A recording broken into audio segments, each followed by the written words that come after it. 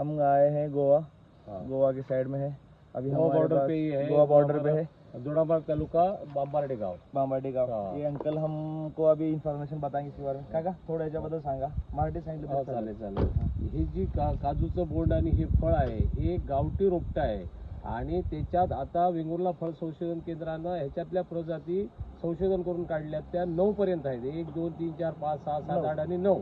तर त्याच्यात आमच्या ह्या क्लायमेटला कोकणातल्या वेंगुर्ला 4 आणि वेंगुर्ला 7 ही जात भरघोस उत्पन्न देते.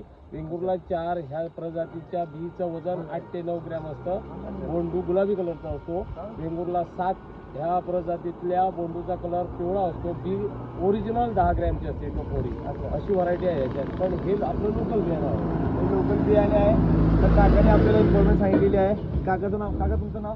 आनंद शेटकर. आनंद शेटकर बांबार्डे. हे आता आपल्याला आता जस्ट भेटलेले आहेत. त्यांचं शेत ह्या बाजूलाच आहे. हो. तर हे जे फळ आहे हे आपल्या काकांच्या शेतातलं आहे. चला भेटूया.